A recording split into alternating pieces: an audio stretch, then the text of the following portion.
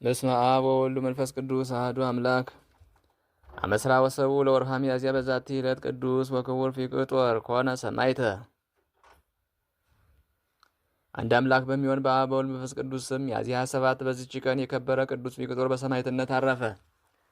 ለዚህ ቅዱስ የአባቱ ስም ህርማኖስ ነው። እርሱም ለዲዮቅልጥያኖስ የአማካሪዎቹና የሰራዊቱ አለቃ ነው።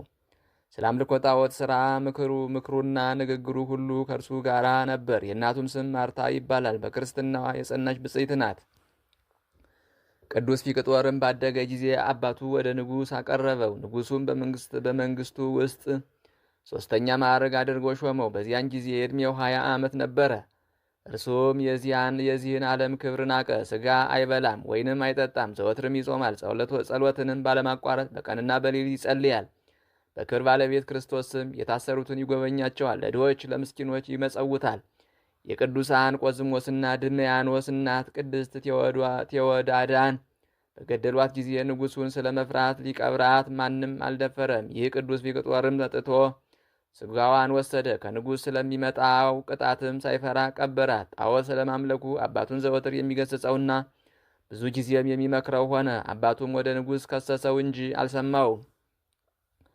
ተከሶም ወደ ንጉሥ ባቀረቡት ጊዜ አማልክት ያልሆኑ ርኩሳን ጣዖታትን ለሚያመልክ ሰነፍ ዝንጉ ልብ የለሽ ለሆነ ንጉሥ አላገለገለም። ከዛሬ ጀምሮ ለሕያው ንጉሥ ክርስቶስ እገዛለሁ፣ የሰጠኸኝንም ገንዘብህን ንሳ ብሎ ከፊቱ ትጥቁን ፈትቶ ጣለለት። አባቱ ህርማኖስም ወደ እስክንድርያ እንዲልከውና በሄርሜኔዎስ መኮንን ዘንድ በዚያ ፊቅጦር እንዲቀጣ ንጉሡን መከረው። በዚያን ጊዜም ከአደባባይ ያወጡት። እናቱም በብዙ ልቅሶ ልትሸኘው መጣች። እርሱም ሲመግባቸው ስለነበሩ የታሰሩ ምዕመናን፣ ስለ ድሆችና ምስኪኖች፣ ስለ ሙት ልጆችና ስለ ባልቴቶች የሚሽቱን በመስጠት እንድትጎበኛቸው አዘዛት። ከዚያም አፉን ለጉመው ወሰዱት። በዚያም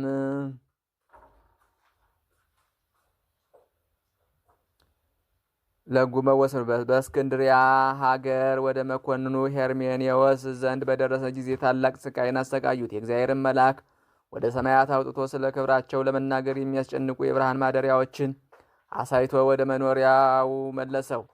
መኮንኑም በሳት ባፈሉት በዝፍት በዲን ደግሞ አሰቃየው። ከዚያም በብረት አልጋ ላይ አስተኝተው ከበታቹ እሳትን አነደዱ። ደግሞም ከውሽባ ማንደጃ ውስጥ ጨመሩት።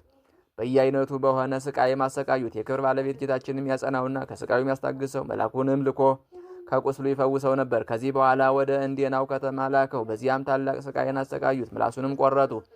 በሰዓት ያጋሏቸውን ችንካሮች በጎኖቹ ውስጥ ጨመሩ። እግዚአብሔር ግን አጽንቶ አስታግሶ ያለ ጉዳት በጎዳና ያስነሳዋል። ከዚህ በኋላ በዚያ በረሃብ እንዲሞት ከዱር ባለ ግንብ ውስጥ አሰሩት። እርሱ ግን መጥረብ የሚያውቅ ስለሆነ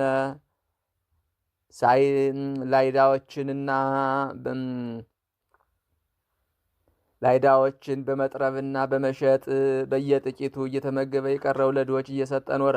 አንድ መኮንኑም መጥቶ በዚያ ግንብ አቅራቢያ አደረ። ስለ ቅዱስ ፊቅጦርም እርሱ የንጉሥ የሰራዊት አለቃ የሆነ የህርማኖስ ልጅ እንደሆነ ነገሩት። መኮንኑም ወደ እርሱ አቅርቦ ብዙ ሸነገለው። ባልሰማውም ጊዜ ያሰቃዩት ዘንድ አዘዘ።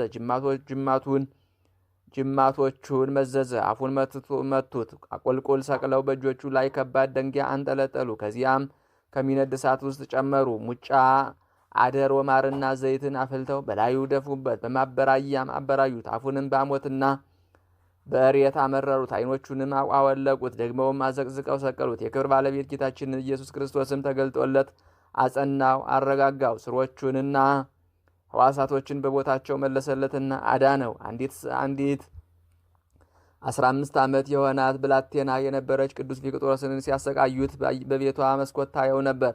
መላእክትንም በእጆቻቸው አክሊሎችን ይዘው እነርሱም በቅዱስ ፊቅጦሮስ ራስ ላይ ሲያኖሯቸው አይታ እንዴት እንዳየች ለአሕዛብ ነገረቻቸው። እጅግም አደነቁ። ከእርሳቸውም ብዙዎች በክብር ባለቤት በኢየሱስ ክርስቶስ አምነው በሰማዕትነት አረፉ። ይህችን ብላቴና በጌታችን አመነች። መኮንኑም ራሷን በሰይፍ እንዲቆርጡ አዘዘ። የሕይወት አክሊልንም ተቀበለች። ሁለተኛም ያመኑትን ሁሉ ራሶቻቸው እንዲቆርጡ አዘዘ። የሕይወት አክሊልም ተቀበሉ። ከዚህ በኋላ የከበረች የቅዱስ ፊቅጦርን ራስ ይቆርጡ ዘንድ አዘዘ። ተጋድሎውንም ፈጽሞ የሕይወትና የድል አክሊልን ተቀበለ። ምዕመናን ሰዎችም ሥጋውን ወስደው በከበሩ ልብሶች በድርብ በፍታ ገነዙት። እናቱ ማርታም ከአንጾኪያ እስክትመጣ በንጹሕ ቦታ ሊያኖሩት በመጣችም ጊዜ ከዚያ ወሰደችው። ውብ ቤተ ክርስቲያንም ሰርታ ሥጋውን በውስጧ አኖረች። ከእርሱም ታላላቆች ድንቆች ታምራቶች ተገለጡ። ለእግዚአብሔር ምስጋና ይሁን፣ በረከቱም ከእኛ ጋር ትኑር ለዘላለሙ አሜን።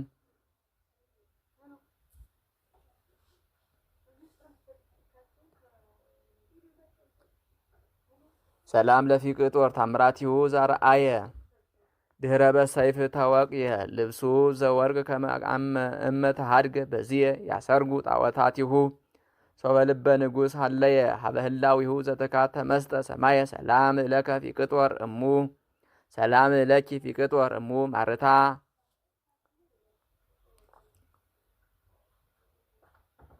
ግህስት እንፍቶተ ዓለም ወምህማሙ ለዝ ወልድኪ እንተ ውህዘ ጊዜ በህማም ይጻሙ አንብእኪ ወነቃ ደሙ በእንቲአየ ይቁሙ አመ በፍርሃት ነፍስየ ተጻሙ ሰላም ለክሙ ማይበራነ ፊቅጦር በሃይማኖት ወሱቱፋን በህማማት አባን ወባ ወሲሶማ ወስጢፋና ብጽት እንዘትዘከሩ ሶበለ ክርስቶስ ሕይወት ሰላም ለሰሪወትከ ጽዋ ሞት በጉርኤ ወለሰኪ ወትከ መትሕተ መቃብር እስከ ትንሣኤ ኢየሱስ ክርስቶስ ስብከተ ፊቅጦር ቀርነ ጽዋኤ ዘተወክፈ በእንቲአከ ስቃየ ረሲያን ጉባኤ ወስጢፋና በሰይፍ ዘተመትረ ለክልየ ሰላም ለስጢፋና እንተ ፄወወት በህቁ ለፊቅጦር ሰማይት ተላዊተ አሰሩ ወጽድቁ እለኮነ ንዋሃራ እስከ በፍርሃት ወደቁ በጉንደ በቀል ትክልየ ዛስተላጸቁ ማይፈደ ስጋሃ ለክልየ ሰጠቁ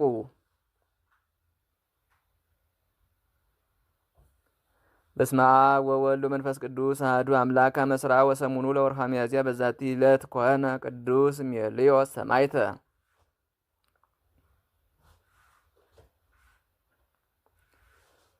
ወበዛቲ ዕለት ስማ ኮነ ቅዱስ አባ ብስጣውሮስ ዘመምህረ ዘመሃይጉረ መቅሱር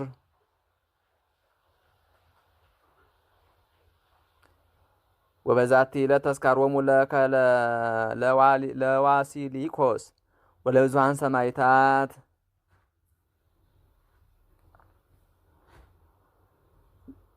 ዛቅረብኩ ማሕሌታ ዘኪርያ ይላፈም ለተጸምዱ ከዘልፈለላ አነብብ ተወገብ ዘኔቴ መጻፈን ተረሳይ ከግዚኦ ጸሪቀ መበለት ውኩፈ እምላ አቡ በውላን ዘተርፈ ነቢያት ቅዱሳን ወሐዋርያት ሰባክያን ወሰማይ ጻድቃን ወመላእክት ጉሃን ደናግል አዲው መነኮሳት ሄራን ባርኮ ጉባኤ ዛቲ መካን እስከ አረጋዊ ሊቅ እምንዑስ ሕፃን ለዘጻፎ በክርታሱ ለዘጻፎን ዘይደርስ ለዛንበቦ ለዘተርጎሙ በልሳን አዲስ ለዘሰማ ቃሉ በዝነ መንፈስ በጸሎተ እሙ ማርያም አራጊተ ኩሉ እምባይ ስውር ይማረን ኢየሱስ ክርስቶስ።